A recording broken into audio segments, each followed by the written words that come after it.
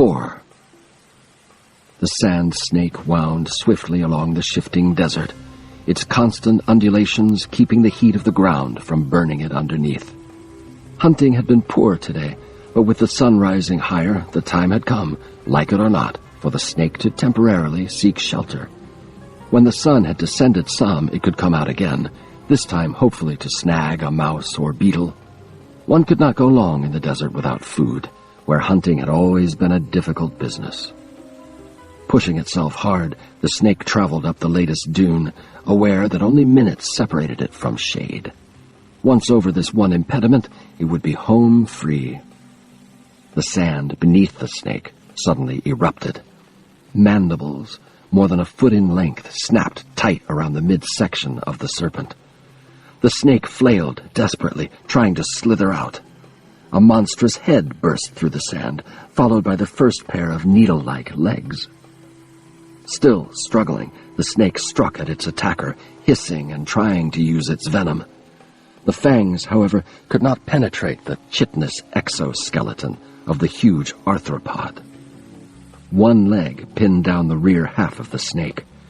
The beetle-like head of the massive predator twisted sharply, at the same time the mandibles squeezing tight. Flailing, the bloody front half of the serpent dropped to the ground, the head still hissing. The black and red arthropod emerged completely from its hiding place, turning now to the process of dragging its meal to where it could eat in leisure. With its front appendages, the nearly 7-foot-long predator began prodding the back half of the serpent.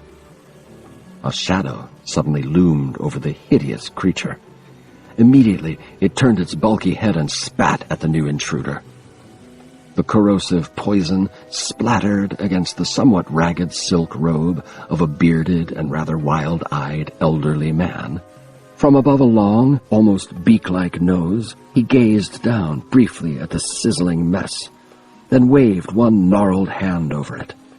As he did this, the acidic poison and the damage it had already caused completely vanished.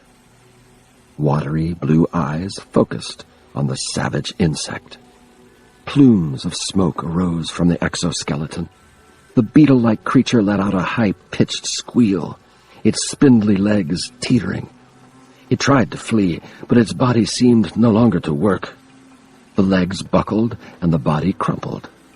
Parts of the monstrous insect began to drip away, as if the creature was no longer made of shell and flesh, but rather runny wax, now melting in the hot sun. The squealing arthropod collapsed in a molten heap. The mandibles, so deadly to the snake, dissolved into a pool of black liquid that readily sank into the sand. The cries of the dying creature finally cut off, and as the ragged figure watched, what remained of the once savage predator utterly vanished, draining away like the few drops of rain that annually sought to soothe this parched land. Sand maggot. Too many of them about now. So much evil about everywhere, the white-haired patriarch muttered to himself. So much evil, even out here. I must be careful, must be very careful. He walked past the savage snake, and its just as unfortunate pursuer, heading to another dune just a short distance away. As the bearded hermit neared, the dune suddenly swelled, growing higher and higher, finally forming a doorway within that seemed to lead directly into the underworld itself.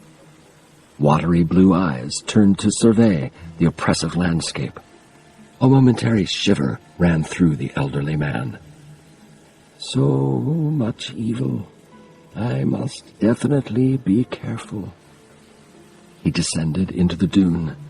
The sand immediately began to pull inward the moment he passed through the entrance, filling the passage behind in rapid fashion until no sign remained at all of any opening. And as the dunes settled to normal again, the desert winds continued their shifting of the rest of the landscape, the snake and the sand maggot already joining countless other hapless denizens in a dusty, forgotten burial.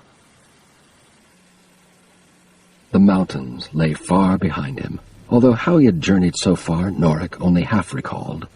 At some point he had passed out from exhaustion, but evidently the suit had gone on and on. Despite the fact that none of the effort had actually been his own, every muscle in the veteran's body screamed, and every bone felt as if it had broken. His lips were parched from the wind, while sweat covered much of his body. Norik yearned to peel off the armor and run free, but knew the hopelessness of that dream. The armor would do with him as it chose. And now he stood atop a ridge, staring at the first sign of civilization he had seen in many a day.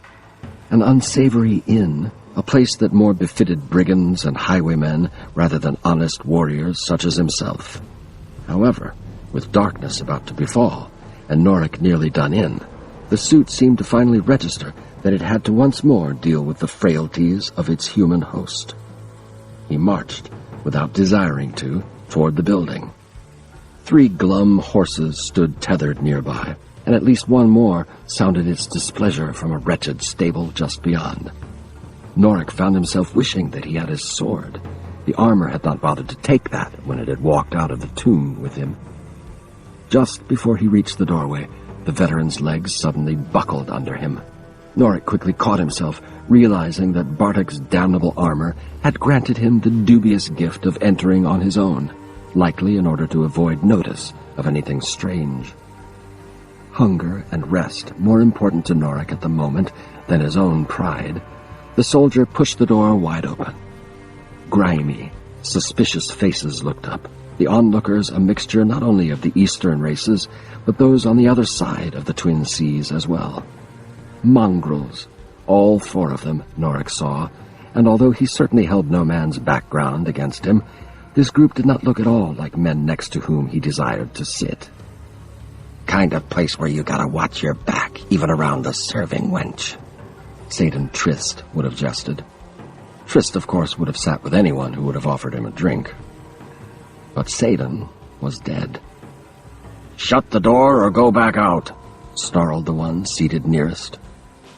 Norik obeyed, desiring no confrontations. Forcing himself to act as if he had just ridden in, the weary fighter kept his head high as he walked smartly through the room. His body screamed as he moved, but no one there would know of it. Give these men even the slightest hint of weakness, and Norik suspected that they would make dire use of that fact. He approached what he assumed to be the innkeeper, a towering, heavy-set figure, more frightful than his patrons, who stood behind a worn and scratched counter. A bush of dirty brown hair fought its way from under an old travel cap. Beady eyes stared from a round, canine face. Norik had noted a peculiar odor in the room when he had first entered, and now he knew it to originate from the man before him. Had he thought that the armor would let him leave, Norik would have walked right out, regardless of his needs. "What?" the innkeeper finally muttered, scratching his extravagant belly. His shirt had been decorated in a variety of stains, and even a rip under the arm. "I need food." That, more than anything else, Norik had to have quickly. "I need good coin." Coin. The desperate soldier fought back growing frustration. Another item that had been left behind with the bloodied corpses of his companions. His left hand suddenly shot forward, the gauntlet slapping down so hard on the counter that the innkeeper jumped. The men seated at the tables leapt to their feet, some reaching for weapons. The gauntlet pulled away, leaving behind an old but clearly gold coin. Recovering before the rest, Norik said, "And a room for that, too." He could feel every pair of eyes avidly staring at the coin. Once more, Norik silently cursed the damnable armor. If it could produce wealth from thin air, it could have at least produced something less conspicuous than gold. Again, he wished that he still carried his sword, or at least a good, solid knife. "Got some stew in the pot back there." With a tip of his head, the Urson giant indicated the kitchen. "Got a room up the 2nd floor. First on the right." "I'll eat in there." "Suit yourself." The innkeeper vanished in back for a few moments. then returned with a stained bowl containing something that smelled even worse than he did. Nevertheless, Norik gratefully accepted it, his hunger so demanding now that, if offered to him again, he would have even eaten the goat the imps had mutilated. With the bowl in the crook of his arm, Norik followed the innkeeper's directions to the room. As he walked up the creaking wooden stairway, he heard low muttering down in the common area. His free hand tightened. The gold coin had burned itself into the minds of the men below. The room proved as dismal as the veteran had expected, a dark, dusty closet with a window so grimy it gave no view of the outside. The bed looked ready to collapse, and what had once been white sheets now were permanently gray. The single oil lamp shed barely enough light to illuminate its immediate surroundings, much less the rest of the room. With no table or chair in the place, Norik gingerly sat on the bed and began spooning the contents of the bowl into his mouth. If anything, it tasted more vile than he could have imagined, but seemed at least fresh enough not to kill him. The need to sleep grew more urgent as food filled his stomach. Norik had to struggle to remain awake long enough to finish, and the moment he had the bowl emptied, he dropped it gently on the floor and settled back. In the back of his mind, Norik continued to worry about those below him, but exhaustion soon overcame even that significant concern. And as he drifted off to sleep, Norik began to dream. He saw himself shouting commands at an infernal army of grotesque horrors his imagination could have never created on its own. Scaled, fiery, nightmarish abominations thirsting for blood. Blood Norik seemed all too willing to give them. Demons they were, but under his complete control. They would raise cities for him, slaughter the inhabitants in his name. Even hell respected the power of the warlord of blood. He, Bartek. At that thought, the soldier finally fought to escape the dream. He could never be Bartek, never demand such horror for the sake of his own desires. Never. Yet, such absolute power had its seductive side. Norik's internal battle with himself thankfully came to an abrupt halt as a noise suddenly awoke him. Eyes flashing open, he listened for more. What he had heard, the fighter could not say. A small, somewhat insignificant sound, but one that had registered even in his subconscious. He heard it again, just barely audible through the closed door. The creak of someone slowly, and it seemed very cautiously ascending. There were other rooms, true, but the men below had hardly struck Norik as so polite that they would tread so carefully in order not to disturb him. Had they tromped up the steps without concern, he would have thought nothing of it. However, such caution indicated to the soldier that perhaps they had something else in mind, something not at all to his liking. If a weary traveler had one gold coin, surely he had more. Norik's hand slipped to where his sword should have been. No hope there. That left him entirely dependent on the armor itself, not necessarily a path he could trust. Perhaps the suit would find one of the thieves more to its liking, opening the way for the soldier's easy slaughter. The creaking ceased. Norik pushed himself up as silently as he could. Two men with drawn knives broke through the dilapidated door, instantly diving toward the figure before them. From behind the pair came a third villain, this one wielding a curved short sword. Each of the attackers matched the rising fighter in height as well as in muscle, and they had the advantage of trapping him in a room with a window too small for Norik to try to fit through. He raised a fist, ready to make them pay. And the fist, suddenly, held a long sable sword, with wicked teeth set in the edge. Norik's hand came down with the blade moving so swiftly that he and his first adversary could only gape. The blade ripped into the attacker, tearing flesh and sinew without effort. A gaping wound spread across the robber's entire chest, as if by magic, blood spilling so fast from it that it took the victim a moment to realize he had been slain. The first attacker finally slumped to the floor, even as his companions came to grips with this sudden, dismaying turn of events. The one with the dagger sought to back away, but his partner pushed forward, daring to match blades. Norik might have warned the brigand of the foolishness of that, but by then they were locked in combat. Once. Twice. That proved to be all the effort the suit would allow its opponent. As the intruder brought his sword up for a third strike, Norik's gauntleted hand twisted sharply.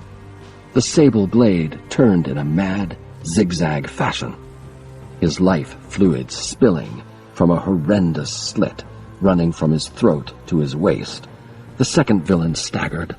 He dropped his sword as he desperately tried to prevent the inevitable. As if impatient to end matters, Norik's hand came up again. The head of his foe struck the floor, rolling to a corner and coming to rest, all before the torso even began to tip over. "Gods!" the soldier managed to gasp. He had been trained to fight, not to slaughter. Clearly aware of what chance he had, the third intruder had already hurried to the doorway. Norik wanted to let him go, desiring no more bloodshed, but the suit chose otherwise, leaping over the two bodies and chasing after. At the bottom of the steps, the last of the trio struggled to get around the innkeeper, who appeared to be demanding to know why his friends had failed in their task. Both men looked up to see the crimson figure above them, the dark blade flaring. The innkeeper drew a prodigious long sword from his waist, a weapon so massive Norik momentarily feared that the suit had overestimated its invulnerability. The other man tried to continue his flight, but a fifth outlaw, who suddenly appeared from behind the innkeeper, pushed him back toward the fray. If they expected to meet him on the stairs, they were sorely mistaken.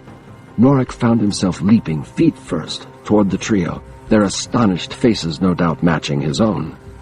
Two of them managed to back away just in time, but the lone survivor of the earlier debacle stood too horrified to move quickly. The sinister weapon made short work of him, the blade pushing through until it came out the back, then immediately retracting.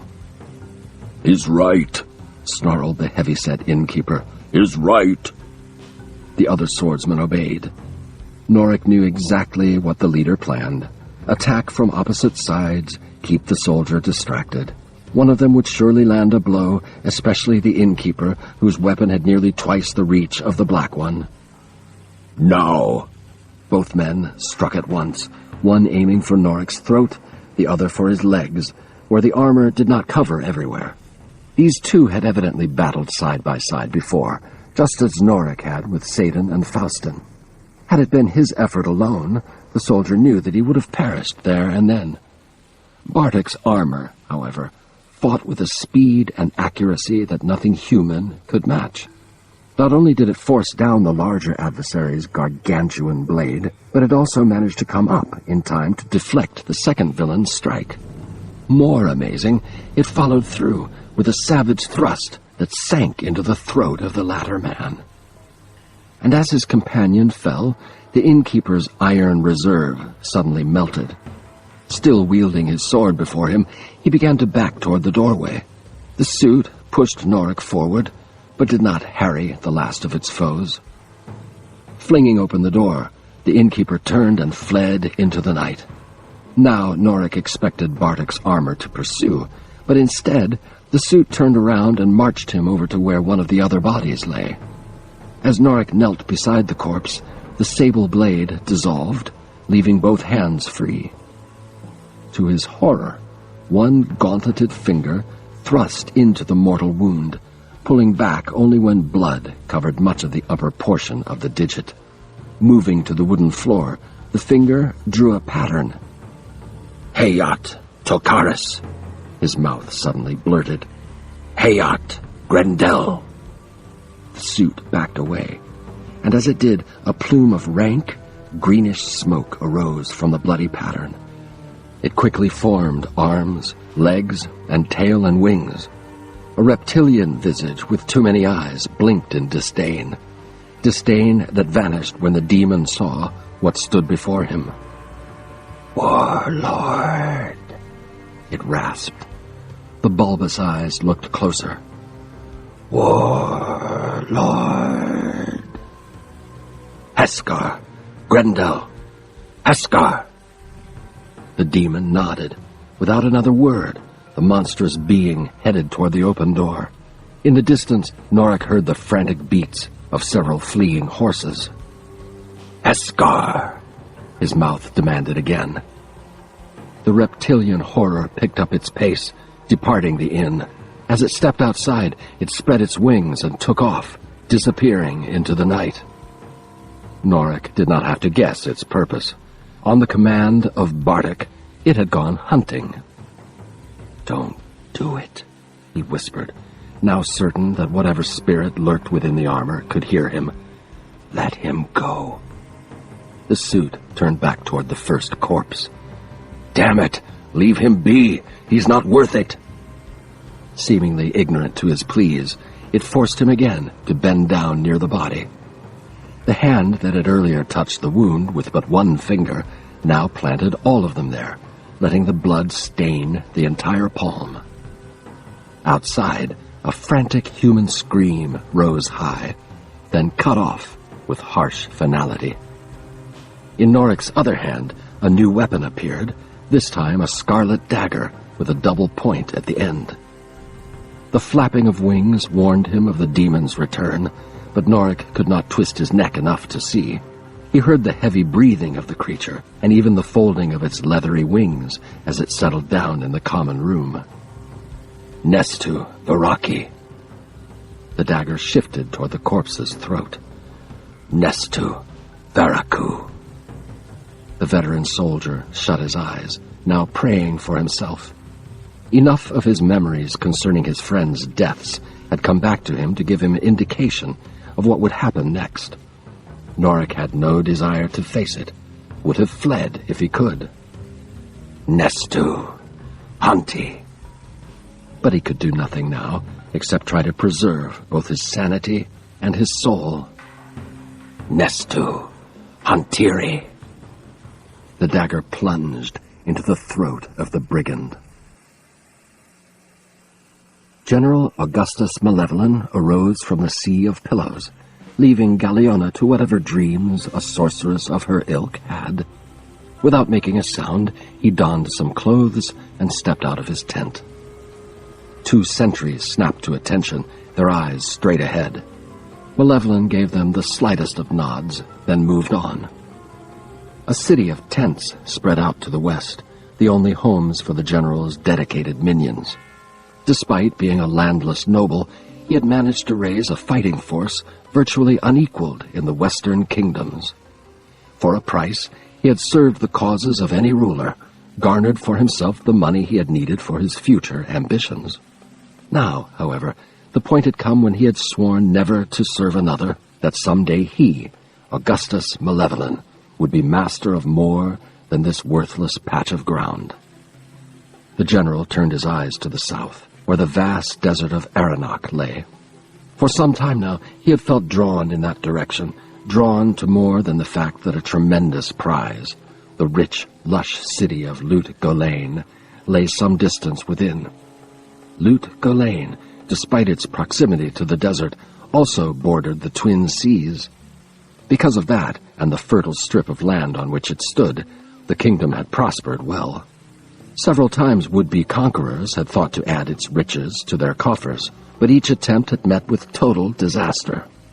Lut Gholein had not only proven to be well defended, but it appeared to have a bit of a charmed existence. In fact, in Malevolent's mind, that charm bordered on outright sorcery. Something watched over the city. And that something was what most tantalized the commander now. Somehow, it had some link to his desire to seize Bartek's legacy and make it his own. Malevolent dreamed about it, found himself constantly turning his thoughts toward it. Soon, he whispered to himself. Soon. And what will you do with that legacy? Came the sudden thought in his head. Emulate Bartek? Repeat his mistakes as well as his victories? No. He would not do that. For all the warlord's power, for all his command of demon hosts, Bartek had had one failing that the general could not overlook. Bartek had not been a career soldier. The fabled warlord of blood had been first and foremost a sorcerer. Mages had their uses, especially Galeona, but they were unstable and too focused on their arts. A true commander had to be able to keep his attention on the field of battle, on the logistics and the sudden shifts.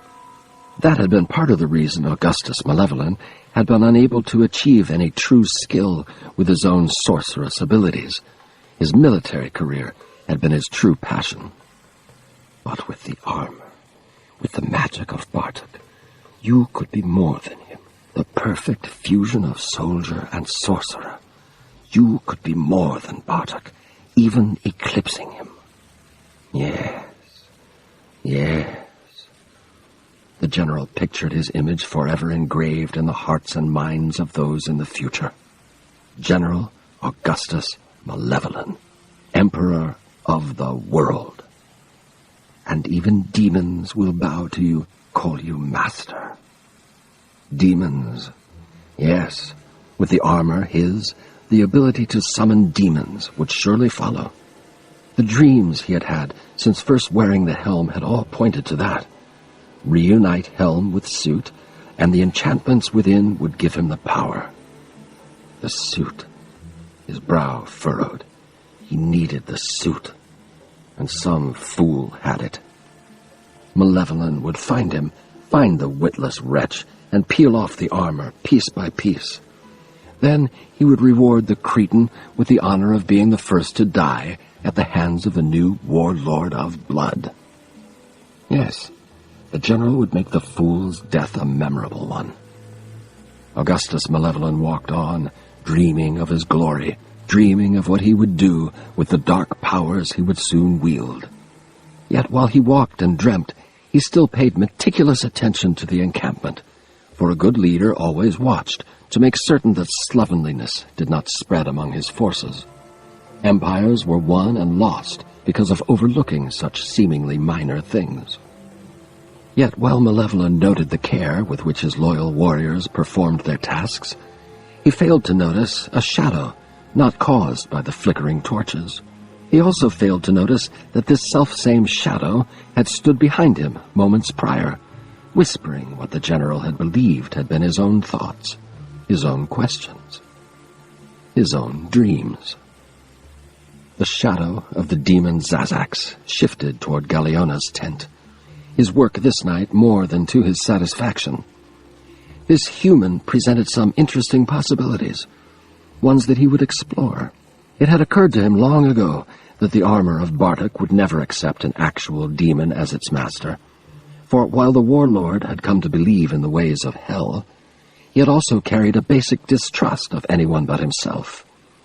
No, if the spirit of Bartek remained even in part in the ancient armor, it would demand a more susceptible human host, however fragile and temporary their bodies might be. The general desired to play warlord. That suited Zazax well. The witch had her uses, but a successor to the bloody Bartek. Zazax's lord, Belial, would reward his humble servant well for such a find.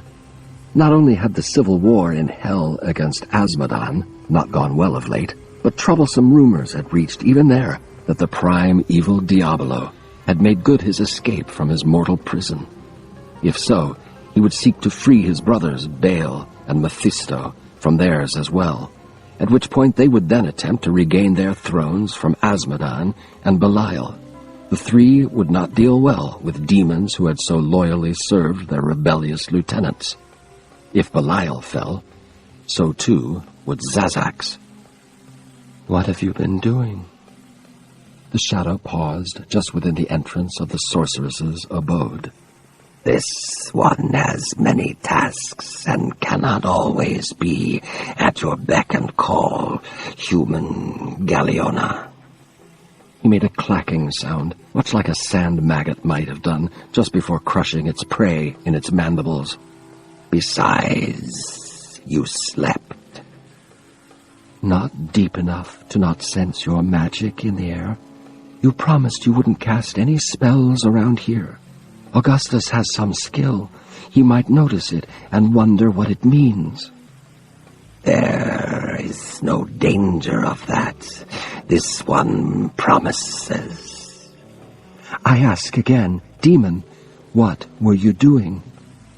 Making a little study of the helmet. Zazax lied, shifting to another part of the tent. Searching for our fool who knows not what he wears. Her anger turned to interest. And did you find out where he is? If I could tell Malevolent more. The demon chuckled, a scratchy sound like furious bees trapped in a jug. Why? When we agreed that the armor will never be his. Because he still has the helmet, you fool. And until we find the armor, we still need Augustus because of his connection to the helmet. True, mused the demon. His ties to it run deep. This one would say blood deep. Her chin went up as she flung her hair back. Signs that Zazax had long ago learned meant that the human had grown angry. And what does that mean? The shadow did not waver. This one only meant a jest with that sorceress. Only a jest. We speak of things concerning Bardock, do we not? A demon with a sense of humor. Galeona looked not at all amused. Very well. I'll leave the jesting to you. You leave Augustus to me.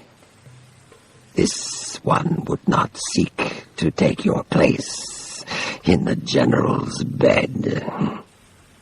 The sorceress gave the shadow a withering glance, then left the tent. Zazax knew she would hunt down Malevolent, begin reinforcing her hold on him. The demon respected her abilities in this matter, even if he felt confident that in a struggle between Galeona and himself, the witch woman would surely lose. After all, she was mortal, not one of the foul angels. Had she been such, Zazax might have been more concerned. Angels were conniving, working behind the scenes, playing tricks instead of confronting their foes directly. The shadow of the demon pulled back, secreting himself in the darkest corner. No angels had interfered so far, but Zazax intended to remain wary. If one showed itself, he would take it in his claws and slowly pluck its limbs from it, one at a time, all the while listening to the sweet song of its screams. Come to me, if you dare, angels, he whispered to the darkness. This one will greet you with open arms, and teeth, and claws. The dim flame from the single oil lamp suddenly flared, briefly illuminating Galeona's tent far more than normal. In that sudden light, the shadow hissed and cringed. The outline of a massive emerald and crimson insect briefly flashed into sight, then quickly faded again as the flame dimmed. Zazax chittered furiously, grateful that Galeona had not witnessed his reaction. Oil lamps often flared. He had only been taken by surprise, by a mundane act of nature. Nonetheless, the shadow of the demon pressed deeper into the comforting recesses of the tent. There he could safely plot. There he could safely use his power to seek out the human wearing Bardock's armor. There he could better watch for cowardly angels.